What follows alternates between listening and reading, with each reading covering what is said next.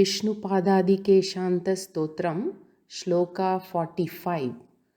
Malali-vali-dhamnaha kuvalaya-kalita Shripateh kuntalali kalindyaruhya murdhno galati harashiras swardhuni spardhayanu rahurva yati vaktram सकलशशिकलाभ्रान्तिलोलान्तरात्मा लोकैरालोक्यते या pradishatu satatam साखिलं मङ्गलं नः.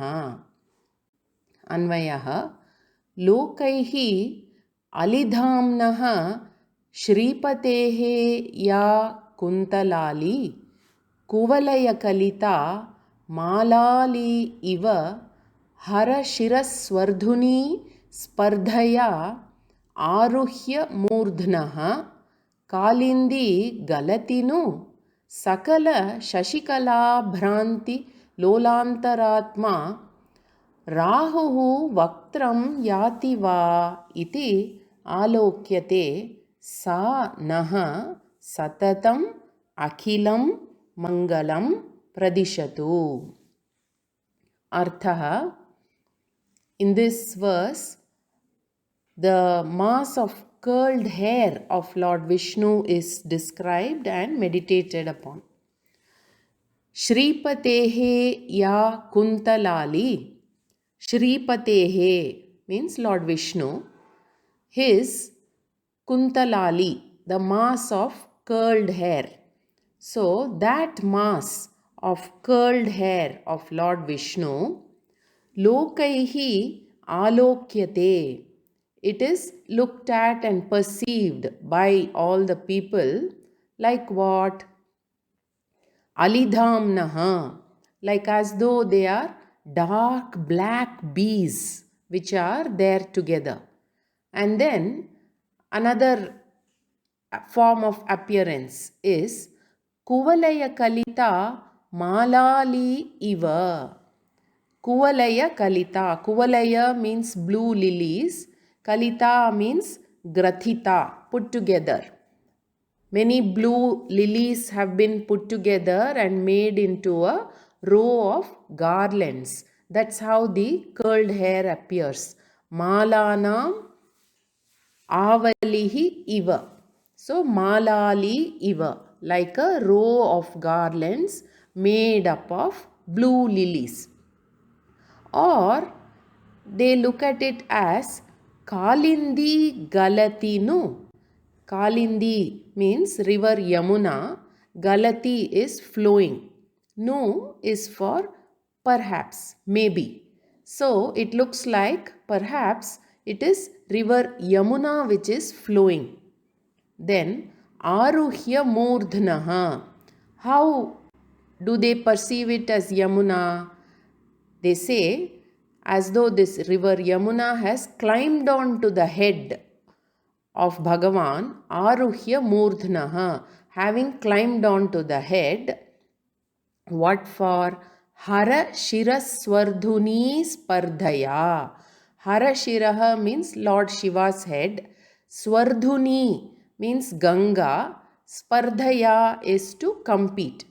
As though to compete with Ganga who is on Lord Shiva's head. Or maybe it appears like Rahuhu, the black serpent known as Rahu, Vaktram Yativa, as though Rahu is coming down towards the face because Sakala Sashikala Bhranti Lolantaratma. Sakala, fully, the full moon. Shashikala is the white moon and it is Sakala, means it is full moon.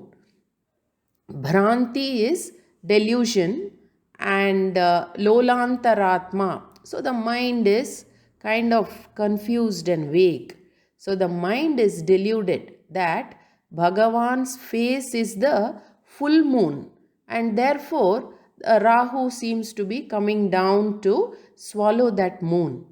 Sa naha satatam pradishatu. may those mass of curled hair always, satatam, always, pradishatu, bestow or give, naha, upon us, akhilam, mangalam, all forms of auspiciousness. So, as we saw, this verse and also in the next verse, the mass of curled hair of Lord Vishnu is described with a series of exaggerated similes. Bhagavan, Lord Vishnu's curled hair is perceived differently by different people. Some think that it is dark like the honey bee, and then because it is long and hanging downwards and it is falling on the face also.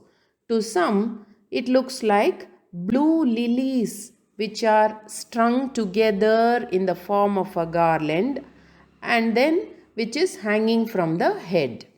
Such curled hair mass, being black, long and hanging, appears like river Yamuna, who has climbed on to Lord Shiva's head and is flowing downwards, because Yamuna is in competition with her friend river Ganga, who is on Hara's head, that is Lord Shiva's head, and is flowing downwards. In other words, it is like as though two friends, Yamuna and Ganga, are rivals, and because Ganga is flowing down from Hara's head, Yamuna also has climbed on to Hara's head and is presently flowing downwards. Further, Bhagavan's face is perceived as the full moon. So, it appears like Rahu is coming towards the face or is just about reaching the face with the desire to swallow the full moon-like face. So, to those of us devotees who perceive such a mass of curled hair on Lord Vishnu's forehead in various forms, which becomes a form of meditation on Lord Vishnu, may that mass of curled hair always bless us with everything that is auspicious.